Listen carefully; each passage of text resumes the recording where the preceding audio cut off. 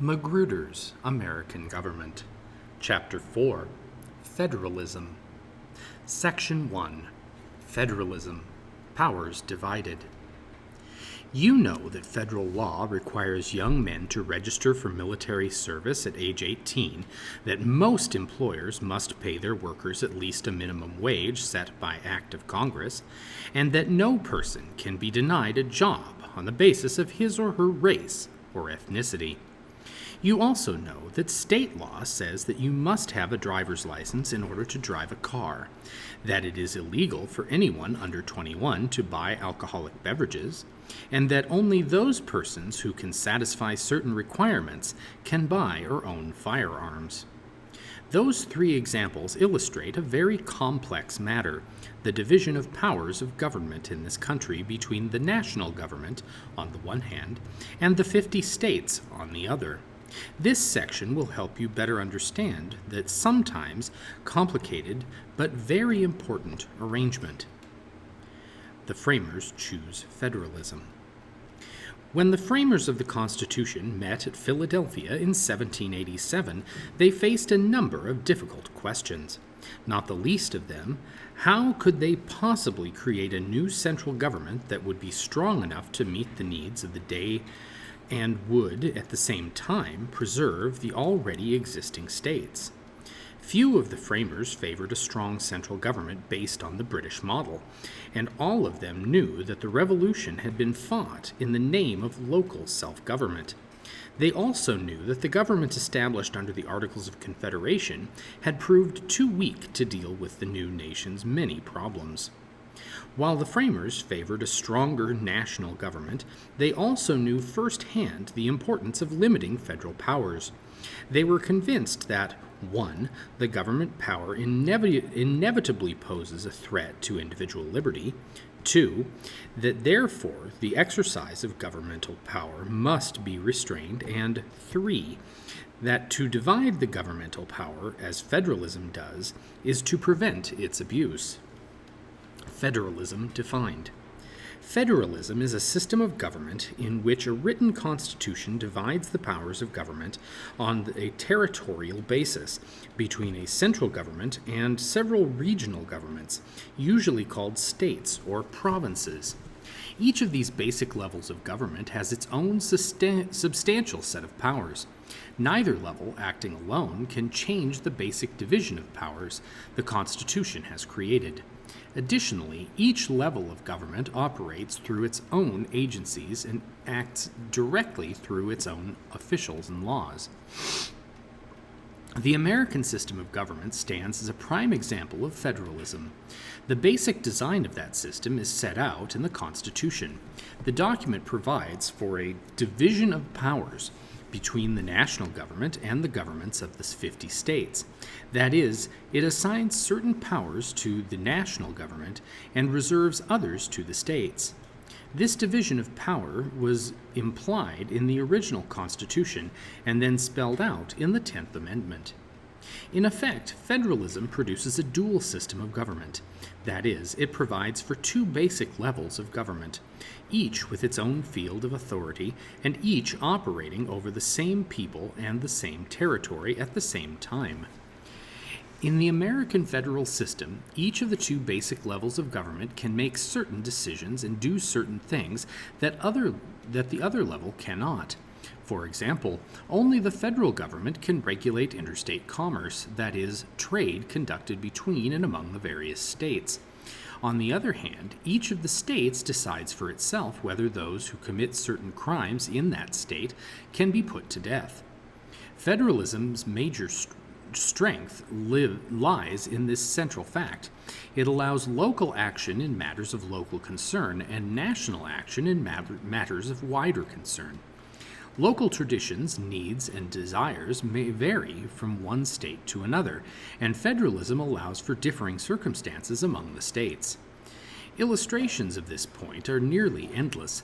For example, in 48 states, most gas stations are self-service. In New Jersey and Oregon, the law forbids motorists to pump their own gas.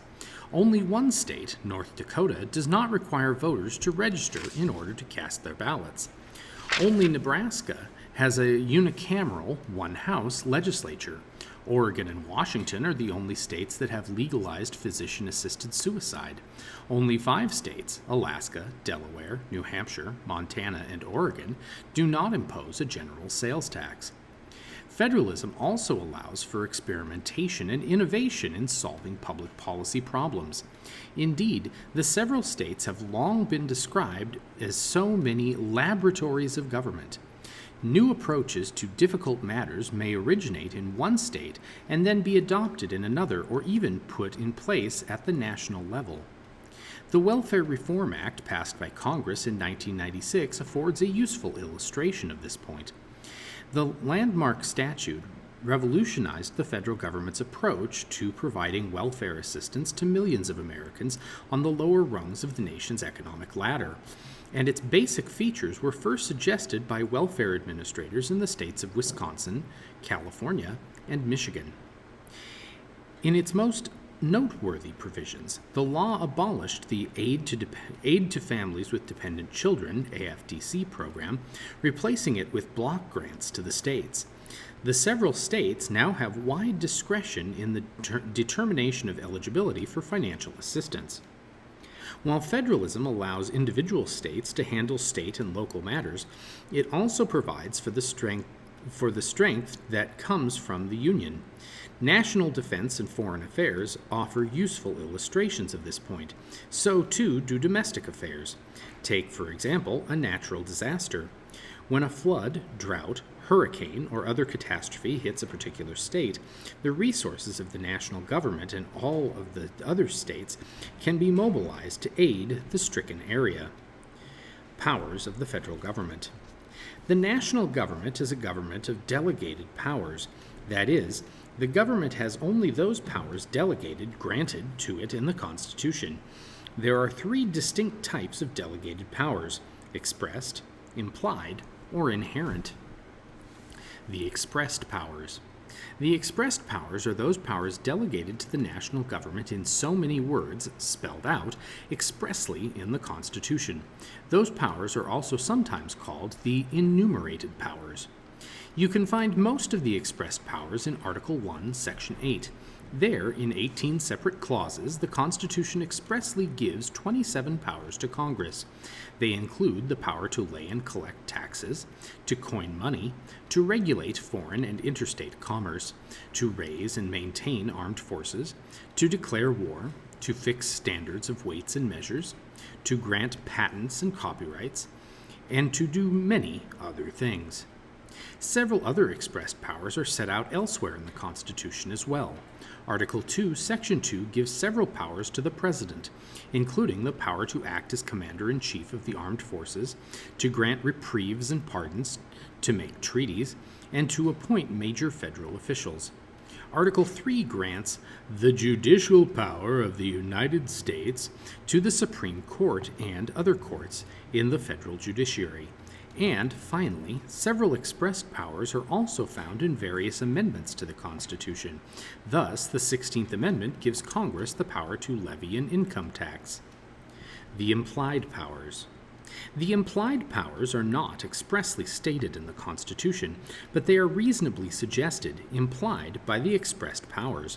The constitutional basis for the implied powers is found in one of the expressed powers. Article 1, Section 8, Clause 18 gives Congress the necessary and proper power.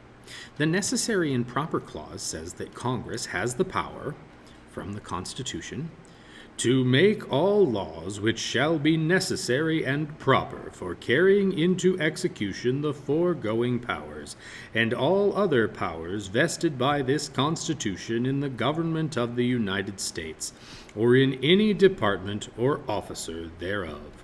Article 1, Section 8, Clause 18.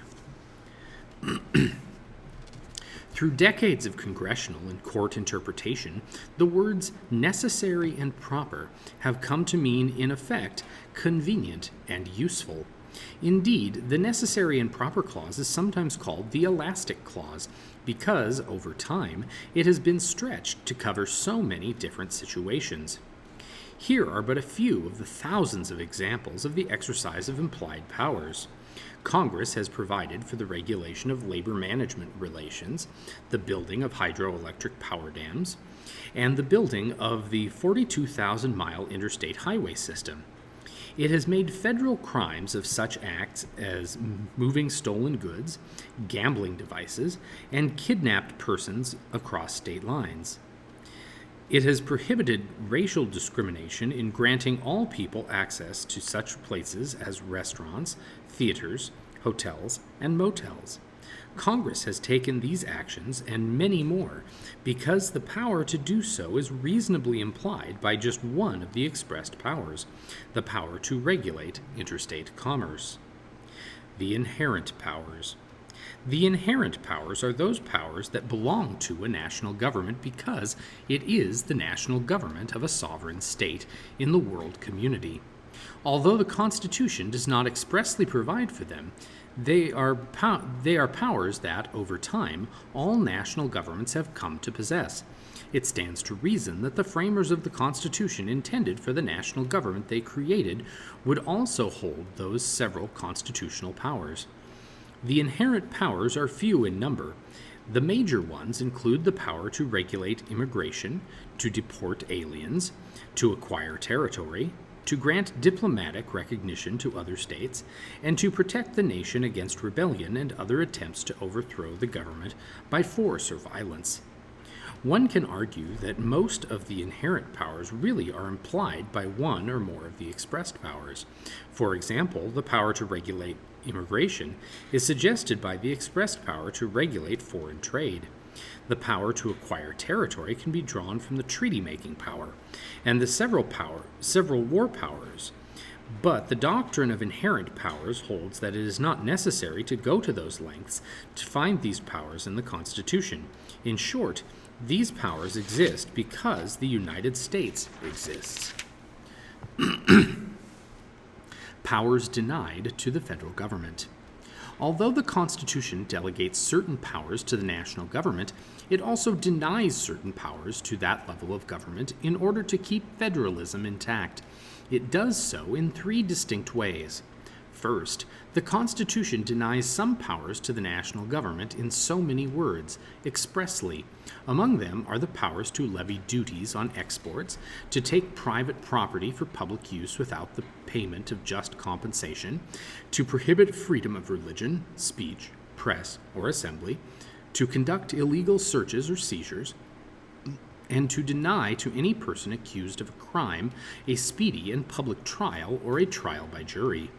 Second, several powers are denied to the national government because of the silence of the Constitution.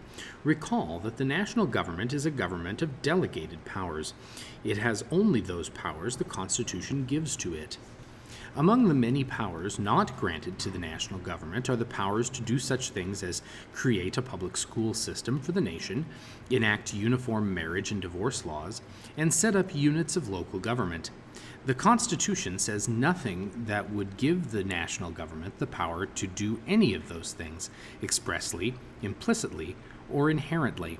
In short, the lack of any such provision, the silence of the Constitution, denies power to the national government.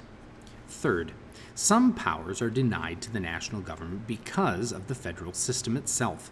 Clearly, the Constitution does not intend that the national government should have the power to take any action that would threaten the existence of that system. For example, in the exercise of its power to tax, Congress cannot tax any of the states or any of their local units in the conduct of their various governmental functions. If it could, it would have the power to destroy, tax out of existence, one or more or all of the states. The 50 states are the other half of the very complicated equation we call federalism. Their many-sided role in the American federal system is no less important than that of the national government. Powers reserved to the states. Recall that the 10th Amendment states that the states are governments of reserved powers. The reserved powers are those powers that the Constitution does not grant to the national government and does not, at the same time, deny to the states. Thus, any state can forbid persons under 18 to marry without parental consent. It can ban the sale of pornography, outlaw prostitution, and permit some forms of gambling and prohibit others. A state can require that doctors, lawyers, hairdressers, and plumbers be licensed in order to practice in their state. It can confiscate automobiles and other property used in connection with such illicit activities as drug trafficking.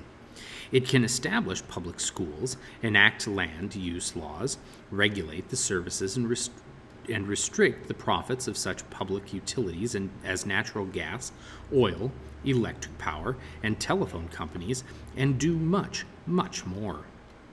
In short, the sphere of powers held by each state, the scope of the reserved powers, is huge. The states can do all of those things just mentioned because the Constitution does not give the national government the power to do those things. It does not deny the states the power to do them. How broad the reserved powers really are can be understood from this fact. Most of what the government does in this country today is done by the states and their local governments, not by the national government. The point can also be seen from this fact. The reserved powers include the vitally important police power, the power of a state to protect and promote the public health and the public morals, the public safety, and the general welfare.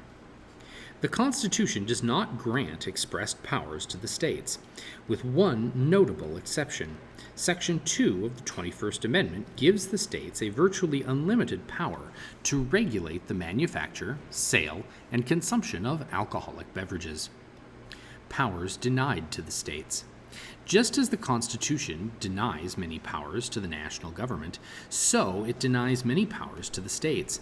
Some of those powers are denied to the states in so many words. For example, no state can enter into any treaty, alliance, or confederation, nor can a state print or coin money or deprive any person of life, liberty, or property without due process of law. Some powers are denied to the states inherently, that is, by the existence of the federal system. Thus, no state and no local government can tax any of the agencies or functions of the national government. Remember, too, each state has its own constitution. Those documents also deny many powers to the states. The exclusive and concurrent powers. Most of the powers that the Constitution delegates to the national government are exclusive powers. That is, they can be exercised only by the national government. They cannot be exercised by the states under any circumstances. Some of these powers are expressly denied to the states. For example, the power to coin money, to make treaties with foreign states, and to lay duties, taxes on imports. Some of them are not expressly denied to the states, but are nonetheless among the exclusive powers of the federal government because of the nature of the particular power involved. The power to regulate interstate commerce is a leading example of this point. If the states could exercise that power, trade between and among the states would be at best chaotic and at worst impossible. Some of the powers delegated to the national government are concurrent powers. That is, they are powers that both the national government and the states possess and exercise. Those powers include the power to levy and collect taxes, to define crimes and set punishments for them, and to condemn, take private property for public use. The concurrent powers are held and exercised separately and simultaneously by the two basic levels of government. That is, the concurrent powers are those powers that the Constitution does not grant exclusively to the national government and that, at the same time, does not deny to the states. Those concurrent powers, in short, are those powers that make it possible for a federal system of government to function.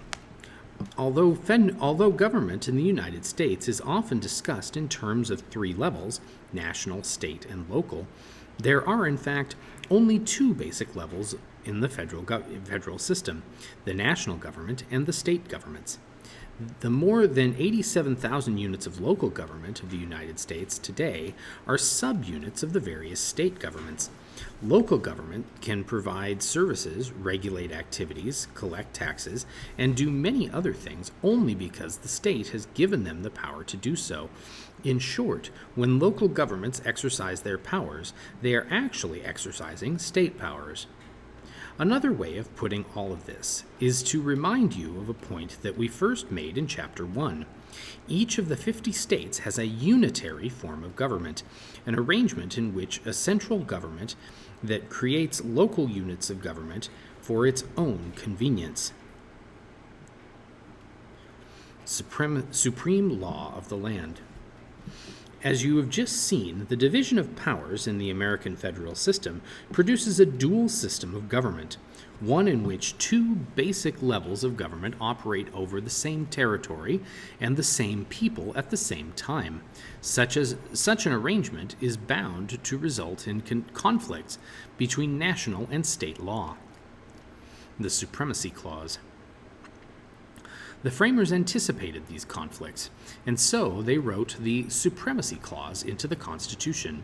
That provision declares that this Constitution and the laws of the United States, which shall be made in pursuance thereof, and all treaties made, or which shall be made, under the authority of the United States, shall be the supreme law of the land. And the judges in every state shall be bound thereby anything in the Constitution or laws of any state to the contrary notwithstanding. Article 6, Section 2. The Constitution and the laws and treaties of the United States are the supreme law of the land. This means that the Constitution ranks above all other forms of law in the United States. Acts of Congress and treaties stand immediately beneath the Constitution. The Supremacy Clause has been called the linchpin of the Constitution because it joins the national government and the states into a single governmental unit, a federal government. In other words, the Supremacy Clause is the provision in the Constitution that makes the complex federal system a working reality. Our political history is studded with challenges to the concept of national supremacy. Recall that this nation fought a horrific civil war over that very matter in the years 1861 to 1865. Those who have rejected the concept of national supremacy have insisted that the Constitution is, at base, a compact amongst sovereign states, rather than one between and among we the people of the United States. They believe that the powers that compact does give to the national government are to be very narrowly defined and applied. Echoes of that view can still be found in contemporary American politics. The Supreme Court and federalism. The Supreme Court is the umpire in the federal system. One of its chief duties is to apply the Constitution's Supremacy Clause to the conflicts that the dual system of government inevitably produces. The court was first called to settle a clash between a national and state law in 1819. The case, McCulloch v. Maryland, involved the controversial Second Bank of the United States. The bank had been chartered by Congress in 1816. In 1818, the Maryland legislature, hoping to cripple the bank, placed a tax on all notes issued by its Baltimore branch. James McCulloch, the branch cashier, refused to pay the tax, and the Maryland courts convicted him for that refusal. See pages 310 to 311. The Supreme Court unanimously reversed the Maryland courts. Speaking for the court, Chief Justice John Marshall based the decision squarely on the Constitution's Supremacy Clause. Primary source. If any one proposition could command the universal assent of mankind, we might expect it would be this, that the government of the Union, though limited in its powers, is supreme within its sphere of action. The states have no power to retard, impede, burden, or in any manner control the operation of the constitutional laws enacted by Congress. McCulloch v. Maryland, 1819. Since the decision in this landmark case, it has been impossible to overstate the significance of the role of the court as an umpire of the federal system. Had the court not assumed this role, the American federal system, and probably the United States itself, could not have survived its early years. Justice Oliver Wendell Holmes once made that point in these words: "I do not think the United States would come to an end if we, the court, lost our power to declare an act of Congress void. I do think the Union would be imperiled if we could not make that declaration as to the laws of the several states." Collected Legal Papers. The Supreme Court first held a state law to be unconstitutional in a case from Georgia, Fletcher v. Peck, in 1810. The court found that a Georgia law passed in 1794 that sold some 35 million acres of public land for 1.5 cents an acre amounted to a contract between the state and Peck and other buyers. Despite the obvious corruption involved, it found that the legislature's later 1796 repeal of the law violated the Constitution's Contract Clause, Article 1, Section 10, Clause 1. That provision prohibits the states the power to pass any law impairing the obligation of contracts. Over the centuries since then, the High Court has found thousands of state laws and local ordinances unconstitutional, but it has upheld their constitutionality of thousands of others.